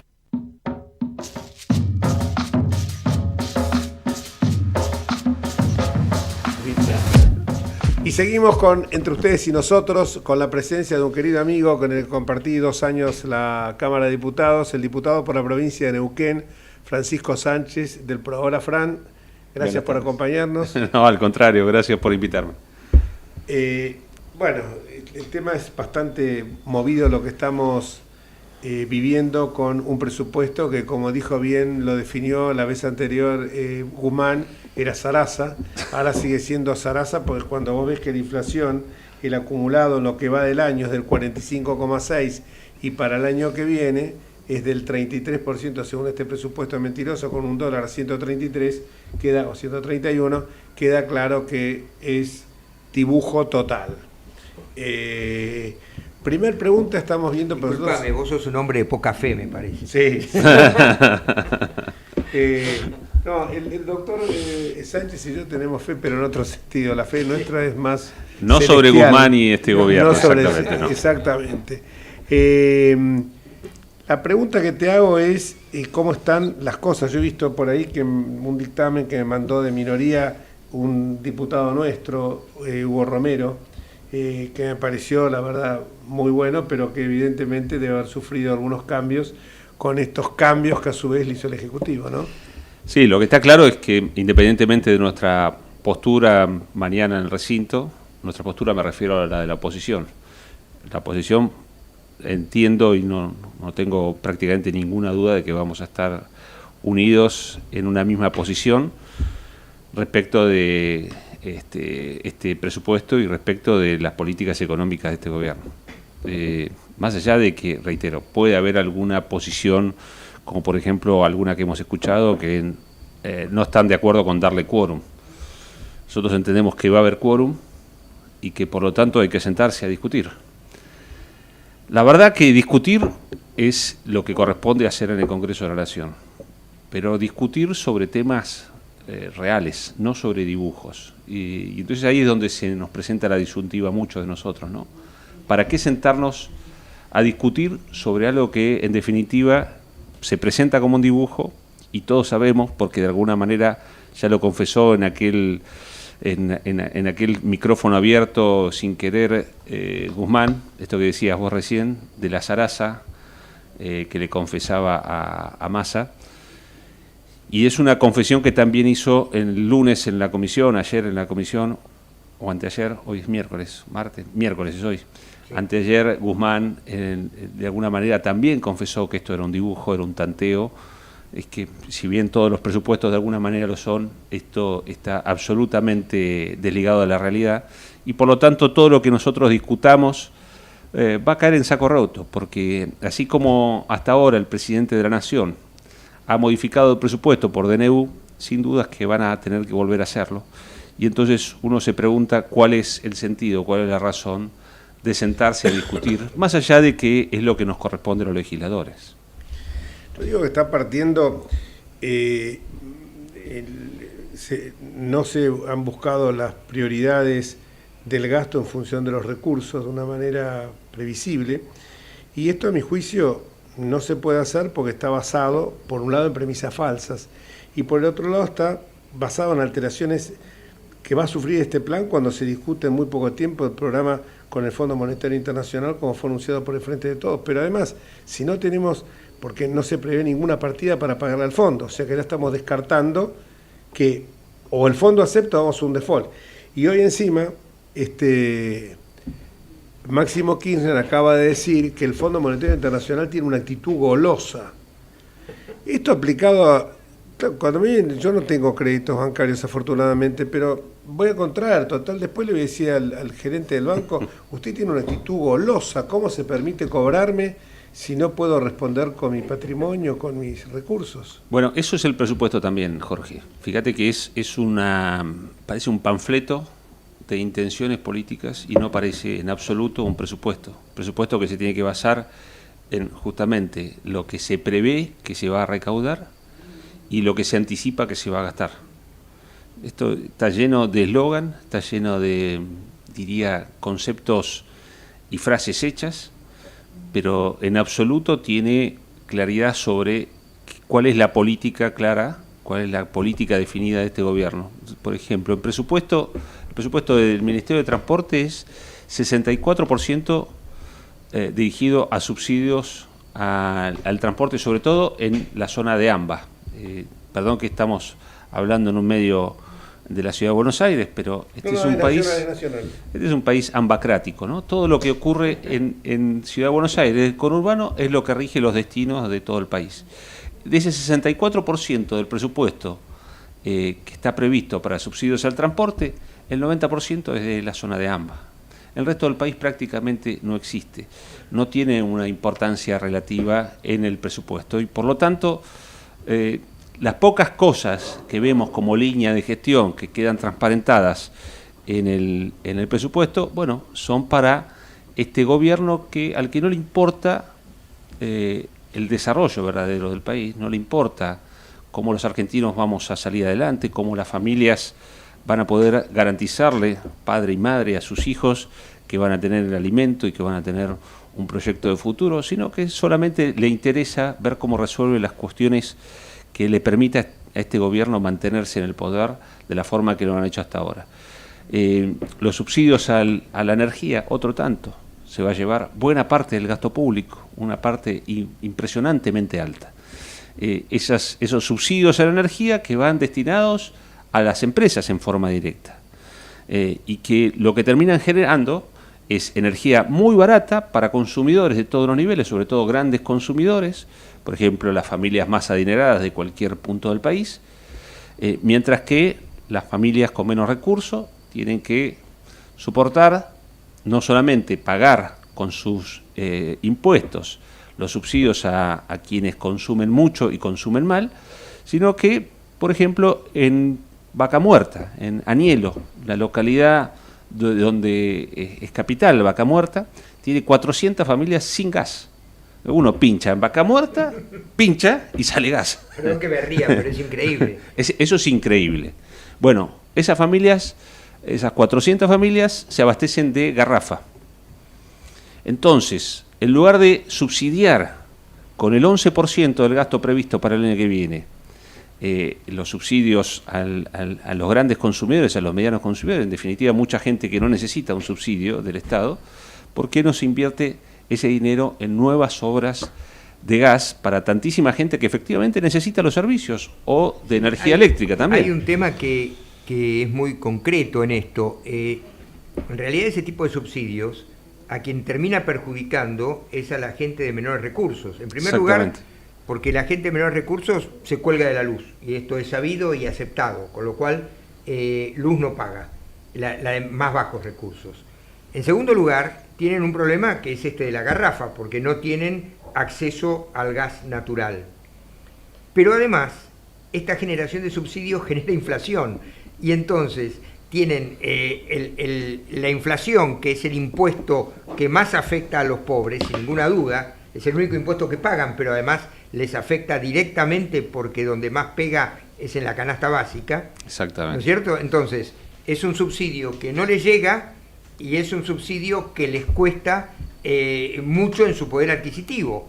Es decir, y terminas generando específicamente un beneficio a la clase media que no lo necesita o que podría pagar la energía. Entonces, realmente, porque además, este es un tema. Los argentinos alguna vez tenemos que aprender a optar, no puede ser tomo todo. Es decir, la energía hay que pagarla como se paga en todos lados del mundo, ¿no? Pero este subsidio ingresado en el discurso políticamente correcto de ese sector de la política es parte de su discurso directo, ¿no es cierto? Entonces, en ese contexto es así, lo mismo pasa con el subsidio al transporte. Bueno, pero cuando está subsidiado a la energía, lo que produce en un país que necesita, como todos los países del mundo, necesita eficientizar sus recursos energéticos, lo que termina generando es el despilfarro. Totalmente. Porque el que paga muy barata la energía eléctrica, por ejemplo, va a dejar las luces prendidas todo el tiempo. Que si educamos, es lo que pasa, Fran, nos educaron de esa manera.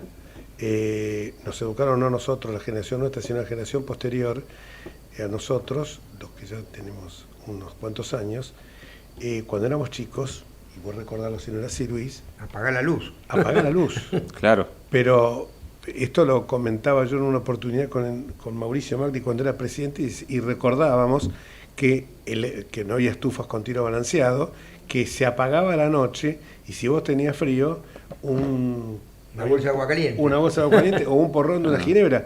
Mi vieja... Eso de la ginebra, no sé si lo usaban todas las familias, pero sí... No, el porrón de la ginebra... La bolsa de agua caliente seguro. La ginebra, no, porque se usaba el porrón de la ginebra, se vaciaba una vez que se tomaba y se ponía agua caliente porque conservaba con el cuarzo el calor mucho más tiempo. Pero además de eso, lo que teníamos nosotros era... que te decía, me acuerdo de mi vieja, me decía apagar la luz, o vos que sos pariente, sos accionista de SECBA, entonces claro. Era eso, o sea, acá se ha acostumbrado al despilfarro permanente. Bueno, entonces fijémonos, ese presupuesto tiene muchísimo subsidio, que esa diría es de las pocas líneas claras que uno ve en ese presupuesto, y tiene muy poco y nada en realidad de posibilidad en el corto o en el mediano plazo de salida de esta crisis de la Argentina. Ahora, ¿puedo hacer una pregunta? De lo que se Si me planteaba permitís, incorporamos, que la estoy viendo ahí en la pantalla, a la doctora Ana María Martínez. La vamos a incorporar a la charla también. Hace la pregunta ahora Luis, bien. Pero le incorporamos. Solana, ¿cómo te va? Ahora vamos a pasar a hablar. Buenas tardes. Buenas tardes a todos. Gracias por la invitación. Interesantísimo de lo que están hablando. Ahora el tema. Vamos a incorporarte para que hables del tema tributario.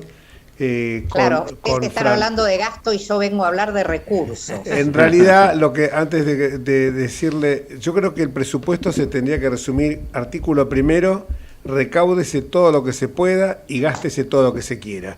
Ese es el sentido del presupuesto para el kirchnerismo: recaudar todo lo más que puedo y después gastarlo como yo quiero. Entonces me parece que de esa manera no nos andamos con numeritos y con cosas de estar dibujando. Total, ese sería el resumen. Pero Luis, quería... Sí, se planteaba al principio el tema de la opción de no dar quórum, y acá me parece que esto plantea dos aspectos. El no dar quórum significa que no va a haber presupuesto, con lo cual van a seguir gobernando por decreto de necesidad y urgencia, que igual lo van a hacer, pero me parece que el no dar quórum quizás impediría en el recinto explicar exactamente dónde están las deficiencias de este presupuesto, porque la respuesta va a ser muy sencilla: no dan quórum, no quieren que haya presupuesto, pero va a haber, es decir, va a ser muy difícil que cada uno de los diputados pueda explicar la posición. En cambio, dando quórum, el resultado va a ser el mismo, pero se va a poder explicar exactamente el porqué de la oposición. Sí, bueno, esa es la disyuntiva que se nos plantea como opositores a este gobierno, ¿no? Una oposición que obviamente siempre se debate entre estas dos posiciones, ¿no? En la posición de radicalizar una postura contra un gobierno que uno puede tener sus diferencias con todo el mundo, pero la realidad es que este es un gobierno que no escucha y que no tiene una apertura democrática con ningún sector. Y la otra posición es tener una postura más dialoguista, en la que, bueno, se permita que sea en definitiva, que se cumplan con todos los mandatos que corresponden. Bueno, en esas disyuntivas estamos. Obviamente ahí hay discusiones que no son solamente del PRO, hay otros espacios políticos, entonces uno también tiene que ser abierto a escuchar a esos otros espacios políticos con los que se comparte. Pero en definitiva, sin dudas que van a tener quórum, y entonces sin dudas que va a haber una discusión, y esa discusión hay que darla. Y el lugar para darlo es el Congreso de la Nación, y ya que tanto le pedimos a la gente que vote a nuestro espacio para poder representarlos en el Congreso, lo que corresponde es que nos sentemos ahí y demos ese debate. Más allá de los resultados, más allá de que después el Gobierno Nacional, el Poder Ejecutivo Nacional, no cumpla con su mandato, no cumpla con lo que le corresponde, pero nosotros tenemos que cumplir con lo que nos corresponde como opositores. Sí, además la herramienta de no dar quórum me parece que debe ser guardada para temas institucionalmente muy graves, como se hizo, por ejemplo, con la cuestión de la ley de Ministerio Público. Seguro.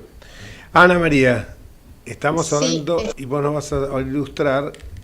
No voy a ilustrar, o sea, de alguna forma voy a agregar preocupación al debate.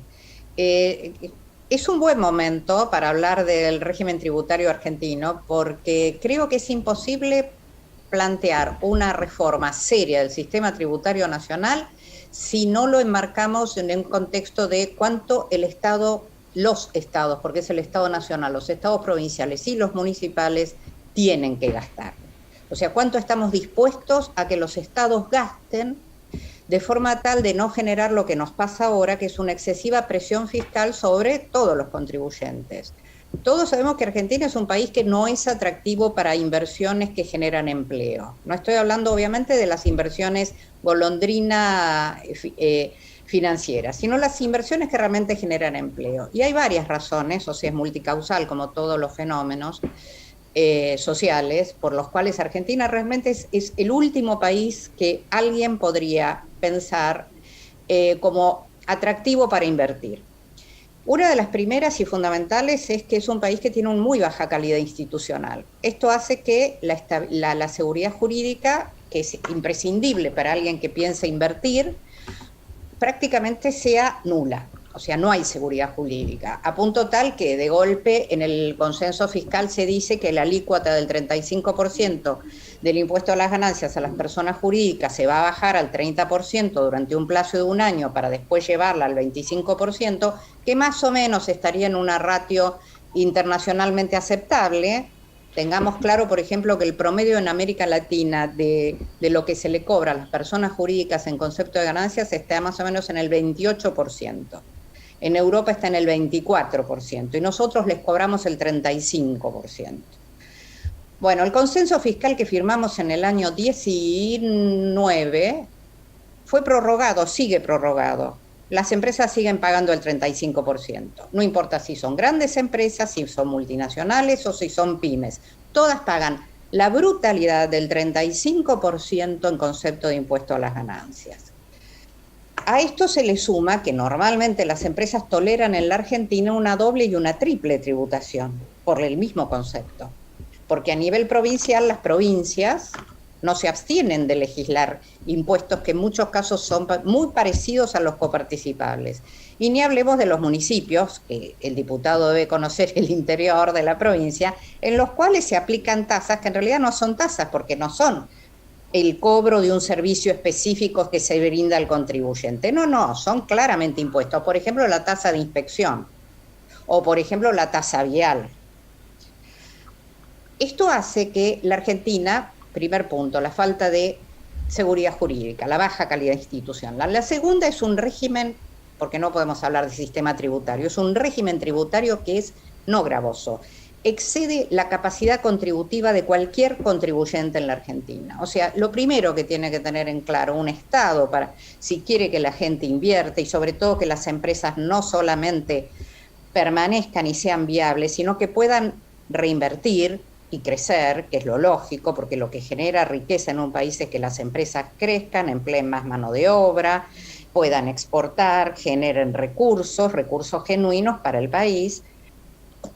Lo que impide que estas empresas puedan hacerlo es la excesiva carga fiscal, que excede en absoluto la capacidad contributiva, tanto de las personas físicas como de las personas jurídicas. En la Argentina, una familia asalariada, o sea, con 2 padres trabajando, tributa entre un 47 y un 62% de sus ingresos. Está claro, en distintas formas de impuestos. Escuchamos, entre un 47 y un 62% de sus ingresos. Disparate total. La Argentina recauda, en concepto de impuestos nacionales, provinciales y municipales, el 35% del PBI. Esto es a valores 2021. En el año 2000, lo que recaudaban las tres jurisdicciones no llegaba al 21%. O sea, hemos agravado la carga impositiva en un 14% sobre el PBI del país. Tenemos claro la gravedad de esto, porque ¿a qué nos conduce un semejante carga tributaria? A que la gente caiga en la informalidad. Y si la gente cae en la informalidad, el Estado no solo recauda menos, sino que el sistema previsional, que está atado con alambre en la Argentina, se hace claramente deficitario, porque los empleados están empleados en negro y las empresas no tributan ningún centavo a la seguridad social. Por lo tanto, creo que es imperativo, y le pido al diputado que se lo tomen como realmente como tarea para el 2022, diseñar un sistema tributario nacional. No es difícil. La Federación de Colegios de Graduados en Ciencias Económicas, que nuclea las 24 jurisdicciones, o sea, los colegios de graduados en Ciencias Económicas de las 24 jurisdicciones, elaboró un proyecto de reforma para crear un sistema tributario nacional que sea un conjunto armónico de normas federales, provinciales y municipales, porque es imposible tener un sistema tributario serio si no coordinamos lo que cobra la nación, lo que cobran las provincias y lo que cobran los municipios, porque el contribuyente es uno solo. Son 3 los estados que cobran, pero el que paga es uno solo. Entonces también hay que tener claro que la capacidad contributiva de ese contribuyente se ve seriamente afectada si los 3 sistemas no están coordinados. ¿Por qué no están coordinados? Primer punto. Argentina es un país federal, teóricamente, porque fiscalmente es un país unitario. el Estado federal recauda el 75% de los impuestos en el país. ¿Y cómo los distribuye? ¿Los distribuye en función de un pacto fiscal? No. En realidad estamos utilizando un pacto fiscal del año 88 que tuvo enmiendas y enmiendas y enmiendas, con lo cual llegamos a un sistema terriblemente arbitrario, desorganizado, en el cual ni las provincias ni la nación terminan sabiendo qué recibe quién. ¿Por qué no podemos llegar a un pacto fiscal si la Constitución del 94 dijo que había que firmarlo antes de fines del 96? Tenemos 25 años de atraso. En ningún momento se plantea ningún senador de la nación la obligación de plantear una ley que sea una ley de coparticipación federal. Si no tenemos una ley de coparticipación federal, en realidad no hay forma de distribuir en función de un criterio de generalidad, de los criterios claros que se establecen en cualquier tributo, de equidad y de proporcionalidad, ninguno de los ingresos. O sea, el 75% de los impuestos que recauda la nación son distribuidos en forma absolutamente arbitraria, sin contar todos los otros sistemas que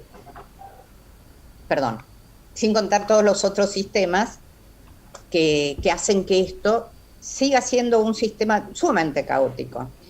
Hay varios aspectos que hay que tener en cuenta. El primero es esto, la falta del pacto fiscal, es una de las principales causas. Lo segundo es, en el consenso fiscal del 19, que fue firmado por todas las provincias y la nación, y es una ley nacional, se había pactado que las provincias iban a empezar a reducir las tasas, las alícuotas del impuesto a los ingresos brutos y del impuesto de sellos para definitivamente eliminarlos. Son impuestos claramente regresivos, y decimos regresivos porque los paga la gente más pobre. Este tema da obviamente para seguir hablando, porque recién empecé como a anotar los títulos. También deberían seriamente pensar en una baja de la alícuota del IVA, en un reordenamiento de los pagos del IVA, y fundamentalmente entender que en un país con tan alta inflación todos los impuestos terminan viéndose distorsionados.